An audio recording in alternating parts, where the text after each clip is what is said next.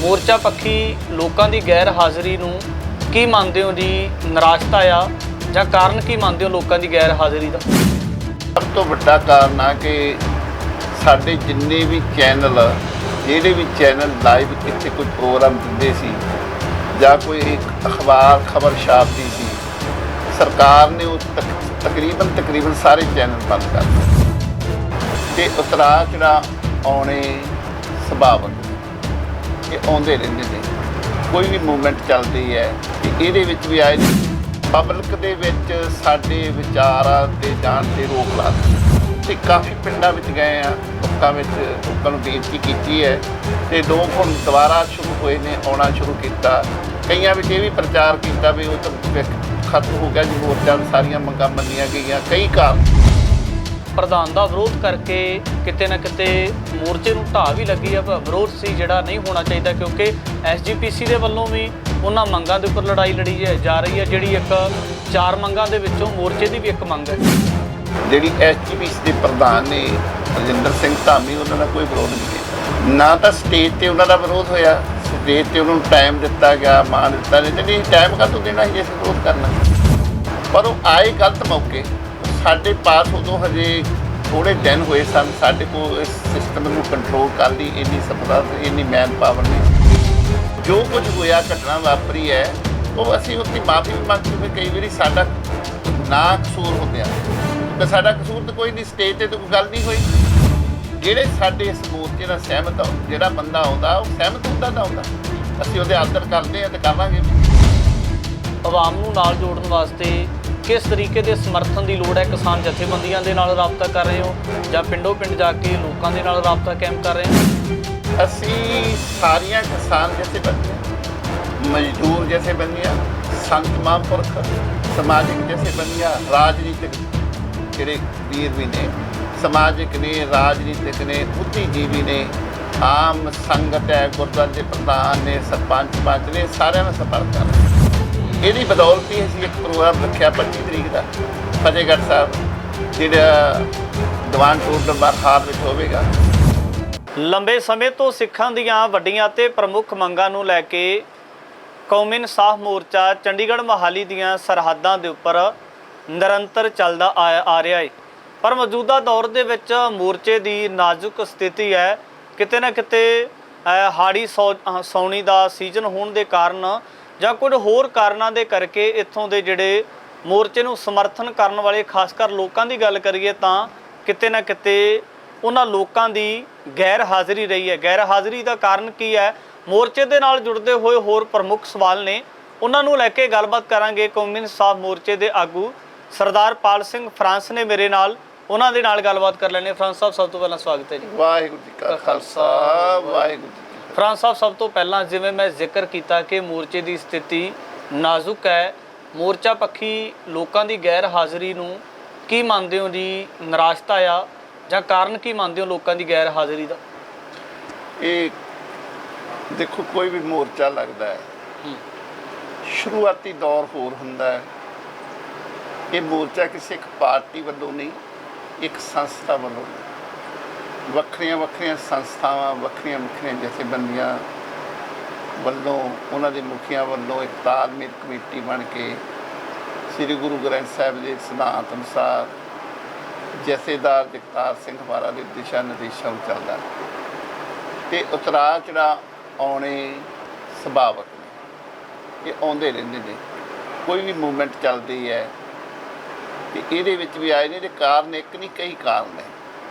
ਇੱਕ ਤਾਂ ਵਾਢੀ ਦਾ ਕਾਰਨ ਹੈ, ਮੌਸਮ ਦਾ ਕਾਰਨ ਹੈ, ਇੱਕ ਪ੍ਰਚਾਰ ਦਾ ਕਾਰਨ ਹੈ। ਸਭ ਤੋਂ ਵੱਡਾ ਕਾਰਨ ਆ ਕਿ ਸਾਡੇ ਜਿੰਨੇ ਵੀ ਚੈਨਲ, ਜਿਹੜੇ ਵੀ ਚੈਨਲ ਲਾਈਵ ਇੱਥੇ ਕੋਈ ਪ੍ਰੋਗਰਾਮ ਦਿੰਦੇ ਸੀ ਜਾਂ ਕੋਈ ਅਖਬਾਰ ਖਬਰ ਛਾਪਦੀ ਸੀ, ਸਰਕਾਰ ਨੇ ਉਹ ਤਕਰੀਬਨ ਸਾਰੇ ਚੈਨਲ ਬੰਦ ਕਰ ਦਿੱਤੇ। ਖਬਰਾਂ ਤੇ ਪਾਬੰਦੀਆਂ ਵੀ? ਖਬਰਾਂ ਤੇ ਪਾਬੰਦੀ ਲੱਗ ਗਈ। ਸਾਡੀ ਜਿਹੜੇ ਚੈਨਲ ਵੀ ਇੰਟਰਵਿਊਜ਼ ਕਰਦਾ ਸੀ, ਉਹਨਾਂ ਤੇ ਪਾਬੰਦੀਆਂ ਲਾਤੇ, ਤੁਸੀਂ ਇਹਨਾਂ ਦੀ ਇੰਟਰਵਿਊ ਨਹੀਂ ਕਰਨੀ। ਪਬਲਿਕ ਦੇ ਵਿੱਚ ਸਾਡੇ ਵਿਚਾਰਾਂ ਤੇ ਜਾਣ ਤੇ ਰੋਕ ਲਾ ਦਿੱਤੀ। ਹੁਣ ਫਿਰ ਅਸੀਂ ਉਹਦਾ ਤਰੀਕਾਕਾਰ ਵਰਤਿਆ।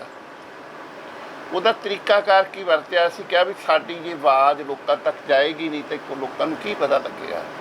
ਦੂਸਰੀ, ਜਿਹੜੀ ਪੁਲਿਸ ਹੈ, ਪ੍ਰਸ਼ਾਸਨ ਹੈ, ਜਦੋਂ ਵੀ ਕੋਈ ਮਨੁੱਖ ਕੋਈ ਤਿਆਰੀ ਕਰਦਾ ਹੈ, ਕੋਈ ਜਥੇਬੰਦੀ ਕਰਦਾ ਤਿਆਰੀ ਕਰਦੀ ਇੱਥੇ ਆਉਣ ਦੀ, ਪਿਛਲੇ 2 ਹਫ਼ਤੇ ਤੋਂ ਜਿਹੜੇ ਕਿਸਾਨ ਮਜ਼ਦੂਰ ਸੰਘਰਸ਼ ਕਮੇਟੀ ਦੇ ਜਨਰਲ ਸਕੱਤਰ, ਸੂਬਾ ਸਕੱਤਰ ਤੇ ਪ੍ਰਧਾਨ ਨੇ ਸੁਖਵਿੰਦਰ ਸਿੰਘ ਸਭਰਾ, ਸੂਬਾ ਸਕੱਤਰ ਨੇ ਪੰਦੇਰ ਸਾਹਿਬ, ਉਹਨਾਂ ਨੂੰ ਐਸਐਸਪੀ ਨੇ ਜਾ ਕੇ ਕਿਹਾ ਕਿ ਤੂੰ ਜਾਣਾ ਨਹੀਂ।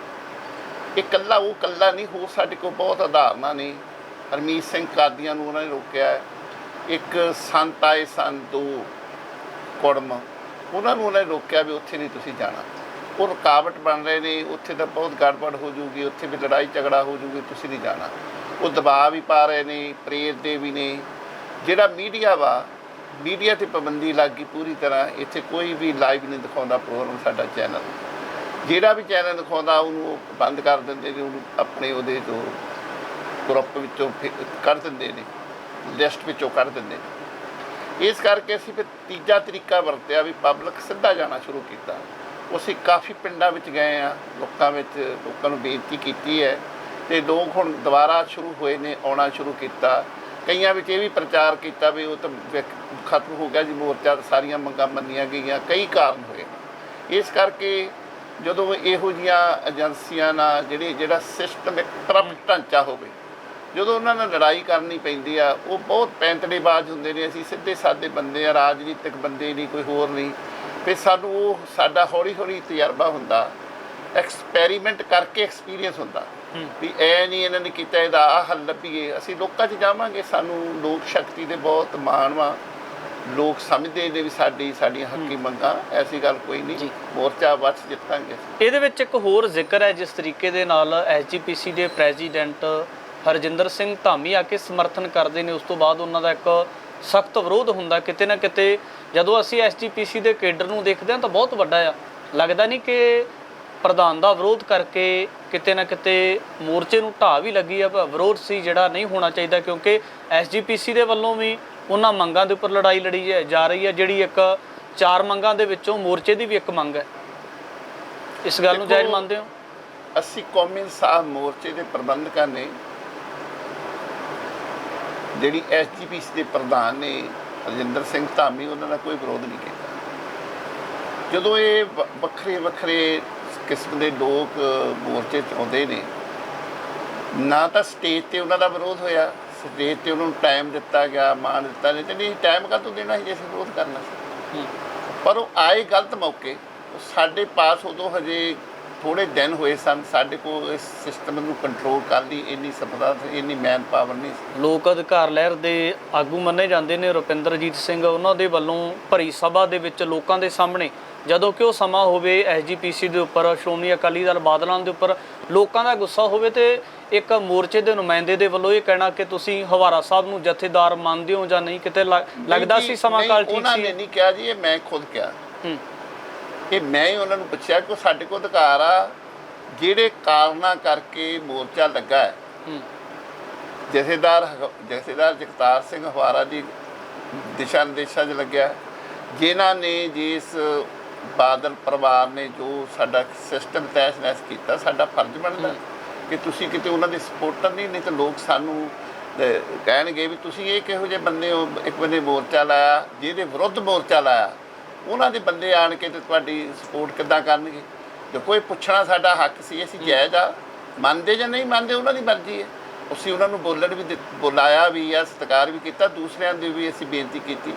ਜੋ ਕੁਝ ਹੋਇਆ, ਘਟਨਾ ਵਾਪਰੀ ਹੈ, ਉਹ ਅਸੀਂ ਉੱਤੇ ਮਾਫੀ ਵੀ ਮੰਗ ਚੁੱਕੇ। ਕਈ ਵਾਰੀ ਸਾਡਾ ਨਾ ਕਸੂਰ ਹੁੰਦਿਆਂ, ਕਿਉਂਕਿ ਸਾਡਾ ਕਸੂਰ ਤਾਂ ਕੋਈ ਨਹੀਂ, ਸਟੇਜ 'ਤੇ ਤਾਂ ਕੋਈ ਗੱਲ ਨਹੀਂ ਹੋਈ, ਸਟੇਜ 'ਤੇ ਹੀ ਸੇਫ ਉਹਨਾਂ ਨੂੰ ਜਾਣਾ ਵੀ ਚਾਹੁੰਦੇ ਸੀ। ਉਹ ਕਾਹਲੀ ਵੀ ਕਰ ਗਏ, ਅਸੀਂ ਨਾਲ ਜਾਂਦੇ, ਸਾਡੇ ਪਾਸ 4-10 ਬੰਦੇ ਨਾਲ ਜਾਂਦੇ, ਸਿਆਣੇ ਜਾਂਦੇ, ਕਿਸੇ ਨੇ ਕਹਿਣਾ ਨਹੀਂ ਸੀ।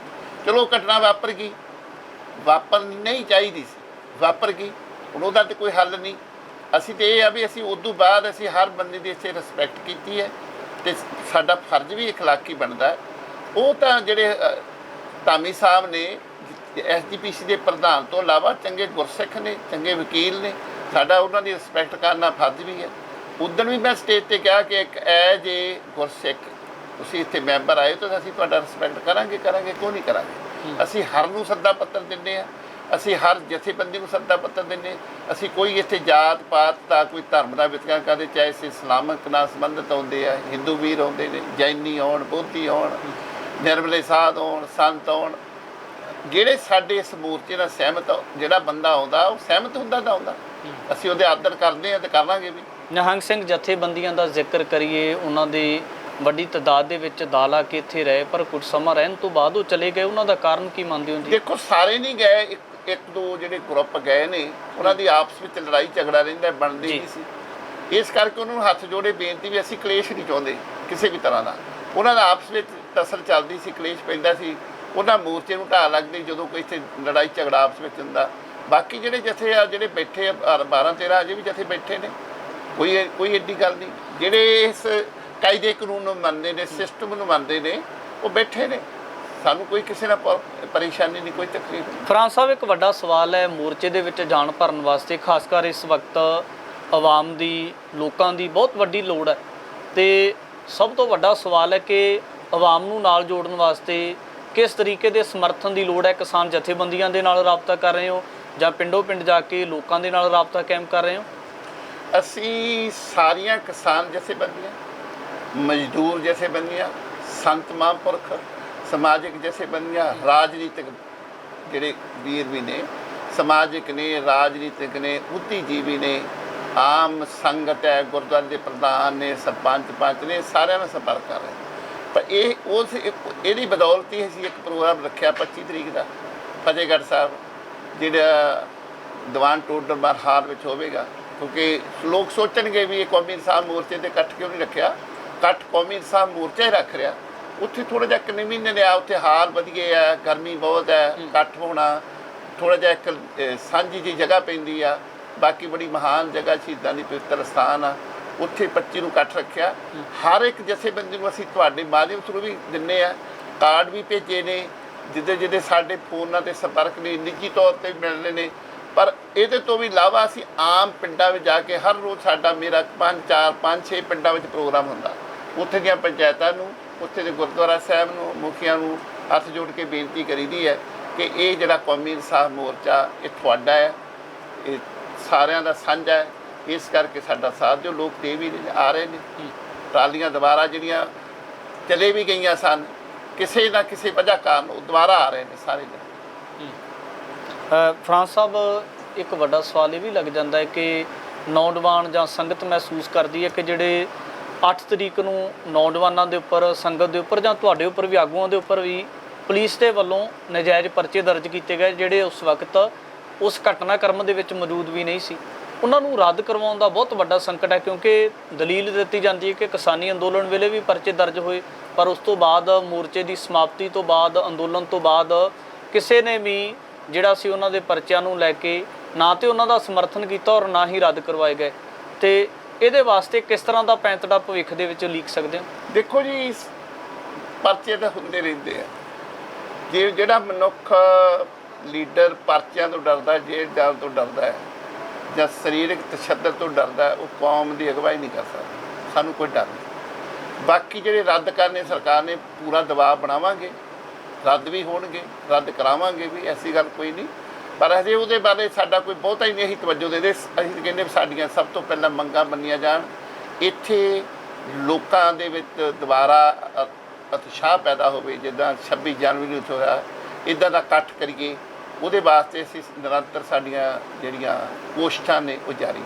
ਮੀਟਿੰਗਾਂ ਵੱਖ-ਵੱਖ ਜਥੇਬੰਦੀਆਂ ਦੇ ਨਾਲ ਜਾਂ ਜਿਹੜੀਆਂ ਵੱਡੀਆਂ ਸਿੱਖ ਜਥੇਬੰਦੀਆਂ ਨੇ, ਉਹਨਾਂ ਦੇ ਆਗੂਆਂ ਦੇ ਨਾਲ ਤੁਹਾਡੀਆਂ ਮੋਰਚਾ ਸ਼ੁਰੂ ਕਰਨ ਤੋਂ ਪਹਿਲਾਂ ਵੀ ਹੁੰਦੀਆਂ ਰਹੀਆਂ। ਕੀ ਲੱਗਦਾ ਕਿ ਉਹਨਾਂ ਦਾ ਇਸ ਸਮੇਂ ਦੇ ਵਿੱਚ, ਜਦੋਂ ਸੰਗਤ ਦੀ ਗਿਣਤੀ ਕੁਝ ਕਾਰਨਾਂ ਦੇ ਕਰਕੇ ਘਟ ਗਈ, ਉਹ ਜਿਹੜੀਆਂ ਜਥੇਬੰਦੀਆਂ ਨੇ ਤੁਹਾਨੂੰ ਸਮਰਥਨ ਦੇਣ ਵਾਸਤੇ ਹਾਂ ਕੀਤੀ ਸੀ, ਉਹਨਾਂ ਦੀ ਗੈਰ ਹਾਜ਼ਰੀ ਨੂੰ ਕਿਵੇਂ ਦੇਖਦੇ ਹੋ? ਦੇਖੋ ਜੀ, ਇਹ ਸਾਡਾ ਕੰਮ ਹੈ ਸੀਸ ਨਵਾ ਕੇ, ਜਦੋਂ ਕੌਮੀ ਕਾਜ ਹੈ, ਕੌਮ ਦਾ ਕੰਮ ਹੈ, ਉਹਦੇ ਵਾਸਤੇ ਜਾਣਾ। ਉਹਨਾਂ ਦਾ ਸਮਰਥਕ ਦੇਣਾ ਜਾਂ ਨਾ ਦੇਣਾ ਉਹਨਾਂ 'ਤੇ ਨਿਰਭਰ ਕਰਦਾ। ਸਾਡੇ ਨੂੰ ਕੋਈ ਕਿਸੇ ਤਰ੍ਹਾਂ ਦੀ ਵਿਤਕਰਾ ਨਹੀਂ, ਕਿਸੇ ਤਰ੍ਹਾਂ ਦਾ ਅਸੀਂ ਸੋਚਦੇ ਨਹੀਂ ਵੀ ਇਹਦੇ ਕੋਲ ਜਾਣਾ, ਇਹਦੇ ਕੋਲ ਨਹੀਂ ਜਾਣਾ। ਅਸੀਂ ਤਾਂ ਪੈਰਾਂ ਭਾਰ ਨਹੀਂ, ਸੀਸ ਭਾਰ ਜਾਣ ਨੂੰ ਤਿਆਰ ਹਾਂ ਕਿ ਇਹ ਜਿਹੜਾ ਕੰਮ ਹੈ ਇਹ ਸੌਖਾ ਕੰਮ ਨਹੀਂ। ਦੋ ਸਰਕਾਰਾਂ ਨਾਲ ਮੱਥਾ ਲਾ ਕੇ ਉਹਨਾਂ ਕੋਲ ਆਪਣੀਆਂ ਜਾਇਜ਼ ਮੰਗਾਂ ਬਣਾਉਣੀਆਂ, ਇਹ ਸਾਰਿਆਂ ਦਾ ਕੰਮ ਆ। ਅਸੀਂ ਹਰ ਪਾਸ ਜਾਵਾਂਗੇ, ਜਾਂਦੇ ਵੀ ਆ, ਗਏ ਵੀ ਸੀ, ਤੇ ਭਵਿੱਖ ਦੇ ਵਿੱਚ ਵੀ ਜਾਵਾਂਗੇ, ਉਹਨਾਂ ਨੂੰ ਬੇਨਤੀ ਕਰਾਂਗੇ ਤੁਸੀਂ ਆਓ ਸਿਰ ਜੋੜ ਕੇ ਬੈਠੀਏ, ਕਿਉਂ ਅੱਜ ਸਿਰ ਵਾਰ ਨੂੰ ਸਿਰ ਜੋੜ ਕੇ ਉਹਨਾਂ ਨੂੰ ਵਰਤਣ ਦੀ ਲੋੜ ਆ। ਉੱਤੇ ਸਾਡੀ ਸਾਰੀ ਕੋਸ਼ਿਸ਼ ਹੈ ਵੀ ਹਰ ਮਨੁੱਖ ਨੂੰ, ਹਰ ਸੰਸਥਾ ਦੇ ਚਰਨਾਂ ਵਿੱਚ ਜਾ ਕੇ ਬੇਨਤੀ ਕਰੀਏ ਤੁਸੀਂ ਆਓ ਸਾਡਾ ਸਾਥ। ਸਰਕਾਰ ਦੇ ਨਾਲ ਮੀਟਿੰਗ ਤੋਂ ਬਾਅਦ ਕਿਤੇ ਨਾ ਕਿਤੇ ਮੰਨਿਆ ਜਾ ਰਿਹਾ ਕਿ ਸਰਕਾਰ ਨੇ ਜਿਹੜਾ ਸੀ ਵਿਸ਼ਵਾਸਘਾਤ ਕੀਤਾ, ਭਵਿੱਖ ਦੇ ਵਿੱਚ ਕੋਈ ਗੱਲਬਾਤ ਚੱਲ ਸਕਦੀ ਹੈ, ਮੰਗਾਂ ਨੂੰ ਲੈ ਕੇ ਕੋਈ ਗੱਲਬਾਤ ਹੋ ਸਕਦੀ ਹੈ? ਦੇਖੋ ਜੀ, ਸਾਨੂੰ ਤਾਂ ਕੋਈ ਜਿਹਦੀ ਸਾਡੇ ਨੂੰ ਭਾਵੇਂ ਕੱਲ੍ਹ ਨੂੰ ਸਰਕਾਰ ਗੱਲ ਕਰੇ, ਪਰ ਕਰੂਗੀ ਉਦੋਂ ਜਦੋਂ ਸਿੱਖ ਸੰਗਤਾਂ ਦਾ ਦਬਾਅ ਪਵੇਗਾ, ਇਹਦੇ 'ਚ ਕੋਈ ਦੋ ਰਾਮਾ ਨਹੀਂ। ਬਾਕੀ ਉਹਨਾਂ ਨੇ ਜਿਹੜੀ ਭਾਈ ਲਖਵਿੰਦਰ ਸਿੰਘ ਲੱਖਾ ਨੂੰ ਉਹਨਾਂ ਨੇ ਰਿਲੀਜ਼ ਕੀਤਾ, ਬੇਸ਼ੱਕ ਪੱਕੀ ਪੈਰੋਲ 'ਤੇ ਕੀਤਾ, ਉਹ ਵੀ ਇੱਕ ਇਹਦਾ ਹਿੱਸਾ ਹੈ। ਜਗਤਾਰ ਸਿੰਘ ਤਾਰਾ ਨੂੰ ਕਦੀ ਉਹਨਾਂ ਨੂੰ 2-4 ਘੰਟੇ 5 ਘੰਟੇ ਅੱਗੇ ਮਾਤਾ ਦੀ ਡੈਥ ਹੋਈ, ਨਹੀਂ ਪੈਰੋਲ ਮੇਰੀ ਪਿਓਰਾ ਦੀ ਵੀ ਮਾਤਾ ਦੀ ਹੋਈ ਸੀ ਜਦੋਂ ਪਰਮਜੀਤ ਪਿਓਰਾ ਦੀ, ਹੁਣ ਉਹਦੇ ਬ੍ਰਦਰ ਦੇ ਉਹ ਭਰਾ ਦੇ ਭੋਗ 'ਤੇ ਗਿਆ, ਉਹ ਵੀ ਇੱਕ ਇਹਦਾ ਹਿੱਸਾ। ਉਹਨਾਂ 'ਤੇ ਦਬਾਅ ਬਣਿਆ, ਉਹਨਾਂ ਨੇ ਮਹਿਸੂਸ ਕੀਤਾ, ਸਿਕਿਉਰਿਟੀ 'ਚ ਉਹਨੂੰ ਲੈ ਕੇ ਗਏ। ਹੌਲੀ ਹੌਲੀ ਅਸੀਂ ਬਣਾਵਾਂਗੇ ਜੋ ਜਿੰਨੀ ਸਾਡੇ 'ਚ ਤਾਕਤ, ਅਸੀਂ ਸਾਰੀ ਤਾਕਤ ਝੋਕਾਂਗੇ ਕਿ ਸਾਰੇ ਸਿੱਖਾਂ ਨੂੰ ਜਿਹੜਿਆਂ ਨੂੰ ਪੈਰੋਲ ਮਿਲਣ ਦਾ ਅਧਿਕਾਰ ਆ ਪੈਰੋਲ ਮਿਲੇ, ਜਿਹੜੇ ਛੁੱਟਣ ਦਾ ਜਿਹਨਾਂ ਕੋਲ ਪੂਰਾ ਅਧਿਕਾਰ ਉਹ ਜਲਦੀ ਤੋਂ ਜਲਦੀ ਰਿਹਾ ਹੋਣ। ਸਾਰੀ ਸਾਡੀ ਅਸੀਂ ਆਪਣੇ ਪੈਰਾਂ ਤੋਂ ਲੈ ਕੇ ਨੋਹਾਂ ਤੋਂ ਲੈ ਕੇ ਸਿਰ ਤੱਕ ਜੋੜਨਾ। ਸੰਗਤ ਨੂੰ ਸੁਨੇਹਾ ਕੀ ਹੈ ਜੀ ਅਖੀਰ ਵਿੱਚ ਤੁਹਾਡੇ ਵੱਲੋਂ? ਸੰਗਤ ਨੂੰ ਨਿਮਰਤਾ ਸਹਿਤ ਬੇਨਤੀ ਹੈ ਕਿ ਇੱਥੇ ਵੱਧ ਤੋਂ ਵੱਧ ਹਾਜ਼ਰੀ ਭਰੋ। ਜਿਹੜੀਆਂ ਜੇ ਸਾਡੇ ਕੋਲ ਕੋਈ ਗਲਤੀ ਆਣ ਕੇ ਦੱਸੋ, ਅਸੀਂ ਤੁਹਾਡੇ ਭਰਾ ਵਾਂ, ਬੱਚੇ ਆ, ਛੋਟੇ ਆ, ਵੱਡੇ ਆ, ਬੈਠ ਕੰਮ ਕਰਕੇ ਤਜਰਬਾ ਹੁੰਦਾ। ਪਰ ਇਹ ਸੋਚ ਕੇ ਚੱਲੋ ਕਿ ਜਦੋਂ 7 ਜਨਵਰੀ ਨੂੰ ਮੋਰਚਾ ਲੱਗਾ, ਬਹੁਤ ਘੱਟ ਗਿਣਤੀ ਇੱਥੇ ਰਾਤ ਨੂੰ ਸੀ, ਕਿੱਦਾਂ ਤਰਪੈਲਾਂ ਉੱਡੀਆਂ, ਕਿੱਦਾਂ ਅਸੀਂ ਇਹ ਮੋਰਚੇ ਨੂੰ ਤਰਪੈਲਾਂ ਲਾਈਆਂ, ਕਿੱਦਾਂ ਛੋਟੇ ਜੀ ਇੱਕ ਮੋਰਚਾ ਲਾਇਆ, ਕਿੱਦਾਂ ਥੋੜ੍ਹਾ ਜਿਹਾ ਪ੍ਰੋਗਰਾਮ ਕੀਤਾ, ਕਿੱਦਾਂ ਲੰਗਰ ਚਲਾਇਆ ਉਹਨਾਂ ਨੇ, ਬਾਬਿਆਂ ਨੇ ਜਿਹੜੇ ਹਜ਼ੂਰ ਸਾਹਿਬ ਨੇ, ਬਾਬਾ ਬਲਵਿੰਦਰ ਸਿੰਘ, ਬਾਬਾ ਕੁਲਵਿੰਦਰ ਸਿੰਘ ਹੋਣਾ ਨੇ, ਬਾਬਾ ਗੁਰਮੀਤ ਸਿੰਘ ਹੋਣਾ ਨੇ, ਬਾਬਾ ਦਲੀਪ ਸਿੰਘ ਹੋਣਾ ਨੇ। ਇਹ ਸਾਰਾ ਜਦੋਂ ਕਦੀ ਪਿਆਜ਼ ਮੁੱਕ ਗਏ ਜੀ, ਕਦੀ ਕੁਛ ਮੁੱਕ ਗਿਆ, ਉਹ ਵੀ ਧਿਆਨ ਵਿੱਚ ਜ਼ਰੂਰ ਰੱਖਣ ਵੀ ਕਿਹੜੀਆਂ ਮੁਸੀਬਤਾਂ, ਕਿਹੜੀਆਂ ਤੰਗੀਆਂ ਤੁਰਸ਼ੀਆਂ ਵਿੱਚੋਂ ਲੰਘ ਕੇ ਮੋਰਚਾ ਇਸ ਮੁਕਾਮ 'ਤੇ ਪੁੱਜਾ। ਉਹ ਸੋਚ ਕੇ ਸਾਡੇ ਨਾਲ ਵਿਚਾਰ ਕਰ, ਹਨੇਰੀ ਆਉਂਦੀ ਕਿੱਦਾਂ ਤਰਪੈਲਾਂ ਉੱਡ ਜਾਂਦੀਆਂ, ਕਿੱਦਾਂ ਬਾਰਿਸ਼ ਆ ਜਾਂਦੀ, ਕਿੱਦਾਂ ਪਾਣੀ ਰਾਤ ਨੂੰ ਰੋਕੀਦਾ, ਕਿੱਦਾਂ ਹਨੇਰੇ ਅੱਧੀ ਰਾਤ ਨੂੰ ਉੱਠ ਕੇ ਸਿੰਘ ਗੁਰੂ ਪਾਕ ਇੱਥੇ ਹਾਜ਼ਰੀ ਭਰਦੇ ਨੇ, ਇੱਥੇ ਰੱਖਿਆ ਕਰਦੇ ਨੇ, ਸੁਰੱਖਿਆ ਦਾ ਪ੍ਰਬੰਧ ਆਪਣਾ ਕੀਤਾ ਹੋਇਆ। ਇਹ ਸਾਰੀਆਂ ਗੱਲਾਂ ਧਿਆਨ ਰੱਖ ਕੇ ਕ੍ਰਿਟੀਸਾਈਜ਼ ਕਰਨਾ ਚਾਹੀਦਾ, ਸਵਾਲ ਕਰਨੇ ਚਾਹੀਦੇ ਆ। ਦੂਸਰੀ ਬੇਨਤੀ ਇਹ ਆ, ਅਸੀਂ ਹਰ ਸੰਭਵ ਕੋਸ਼ਿਸ਼ ਕਰਾਂਗੇ ਕਿ ਇੱਥੇ ਦਾ ਜੋ ਹੋਵੇ ਪਾਰਦਰਸ਼ਤੀ ਹੋਵੇ। ਜੇ ਕੋਈ 1 ਰੁਪਇਆ ਵੀ ਦਿੰਦਾ, 10 ਰੁਪਏ ਵੀ ਦਿੰਦਾ, ਕੋਈ ਲੱਖ ਰੁਪਇਆ ਵੀ ਦਿੰਦਾ, ਉਹ ਪਾਰਦਰਸ਼ਤੀ ਹੋਵੇ। ਪੈਸਾ ਜਿਹੜਾ ਸੰਗਤ ਦਾ, ਉਹ ਸਾਰੇ ਦਾ ਸਾਰਾ ਪੈਸਾ ਜੋ ਕੰਮਾਂ 'ਤੇ ਲੱਗੇ, ਵੀ ਕਿਸੇ ਤਰ੍ਹਾਂ ਦੀ ਇਹ 'ਚ ਘਪੜੇਬਾਜ਼ੀ ਨਾ ਹੋਵੇ। ਸਾਡੀ ਸਾਰੀ ਵਾਹ ਜ਼ੋਰ ਇੱਥੇ ਲੱਗਾ ਵੀ ਸਾਰਾ ਪਾਰਦਰਸ਼ਤੀ ਹੋਵੇ, ਕਦੀ ਵੀ ਕੋਈ ਆਣ ਕੇ ਚੈੱਕ ਕਰ ਸਕਦਾ। ਪਰ ਫਿਰ ਵੀ ਕੋਈ ਗਲਤੀ ਹੋ ਜਾਂਦੀ ਹੈ ਤਾਂ ਆਣ ਕੇ ਸੰਗਤ ਕੋਈ ਵੀ ਆ ਕੇ ਪੁੱਛ ਸਕਦੀ ਹੈ। ਅਤੇ ਸੰਗਤ ਨੂੰ ਨਿਮਰਤਾ ਸਹਿਤ ਬੇਨਤੀ ਹੈ ਕਿ ਮੈਂ ਯਕੀਨ ਦਿਵਾਉਣਾ 100% ਵੀ ਗੁਰੂ ਨੇ ਮੋਰਚਾ ਫਤਿਹ ਕਰਨਾ। ਮੋਰਚੇ ਤੋਂ ਫਤਿਹ ਤੋਂ ਬਾਅਦ ਜਿਹੜਾ ਉੱਜੜ ਰਿਹਾ ਪੰਜਾਬ ਹੈ, ਜਿਹੜਾ ਬਰਬਾਦ ਹੋ ਰਿਹਾ ਪੰਜਾਬ ਆ, ਜਿਹੜਾ ਸਿੱਖੀ ਦਾ ਹੋ ਰਿਹਾ ਜਾੜਾ ਵਾ, ਇਹ ਮੋਰਚਾ ਜਿਹੜਾ ਕੌਮੀ ਇਨਸਾਫ ਮੋਰਚੇ ਦੀ ਟੀਮ ਹੈ, ਉਹਨੂੰ ਬਰਬਾਦ ਹੁੰਦੇ ਪੰਜਾਬ ਨੂੰ ਤੇ ਉੱਜੜਦੀ ਸਿੱਖੀ ਨੂੰ ਬਚਾਉਣ ਦੀ ਅਹਿਮ ਭੂਮਿਕਾ ਨਿਭਾਵੇਗੀ। ਮੈਂ ਪੂਰਾ ਯਕੀਨ ਦਿਵਾਉਂਦਾ। ਬਿਲਕੁਲ। ਵੱਡੀਆਂ ਤੰਗੀਆਂ ਤੁਰਸ਼ੀਆਂ ਵਿੱਚ ਗੁਜ਼ਰਨ ਤੋਂ ਬਾਅਦ ਕੌਮੀ ਇਨਸਾਫ ਮੋਰਚਾ ਨੂੰ ਇਸ ਵਕਤ ਆਵਾਮ ਦੇ ਵੱਡੇ ਸਮਰਥਨ ਦੀ ਲੋੜ ਹੈ। ਭਵਿੱਖ ਦੇ ਵਿੱਚ ਕਿਸਾਨ ਜਥੇਬੰਦੀਆਂ ਦੇ ਨਾਲ, ਪੰਥਕ ਜਥੇਬੰਦੀਆਂ ਦੇ ਨਾਲ ਮੀਟਿੰਗ ਵਾਸਤੇ ਜਿਹੜਾ 25 ਮਈ ਦਾ ਸਮਾਂ ਸ੍ਰੀ ਫਤਿਹਗੜ੍ਹ ਸਾਹਿਬ ਦਾ ਤੈਅ ਕੀਤਾ ਗਿਆ ਹੈ। ਅਤੇ ਆਉਣ ਵਾਲੇ ਦਿਨਾਂ ਦੇ ਵਿੱਚ ਦੇਖਣਾ ਹੋਵੇਗਾ ਕਿ ਜਿਹੜੇ ਹਾੜੀ ਸੌਣੀ ਦੇ ਦਿਨਾਂ ਦੀ ਗੱਲ ਕੀਤੀ ਜਾਂਦੀ ਹੈ, ਵਾਢੀ ਦੇ ਦਿਨਾਂ ਤੋਂ ਬਾਅਦ ਆਵਾਮ ਦਾ, ਲੋਕਾਂ ਦਾ ਸਮਰਥਨ ਕਿਸ ਤਰੀਕੇ ਦੇ ਨਾਲ ਮਿਲਦਾ ਨਜ਼ਰ ਆਵੇਗਾ, ਕਿਉਂਕਿ ਵੱਡੀਆਂ ਪ੍ਰਮੁੱਖ ਮੰਗਾਂ ਉਹ ਨੇ ਜਿਹੜੀਆਂ ਲੰਬੇ ਸਮੇਂ ਤੋਂ ਲਟਕਦੀਆਂ ਆ ਰਹੀਆਂ ਨੇ। ਭਵਿੱਖ ਦੇ ਵਿੱਚ ਵੀ ਇਸ ਤਰ੍ਹਾਂ ਦੀ ਗੱਲਬਾਤ ਲੈ ਕੇ ਹਾਜ਼ਰ ਹੁੰਦੇ ਰਹਾਂਗੇ। ਧੰਨਵਾਦ।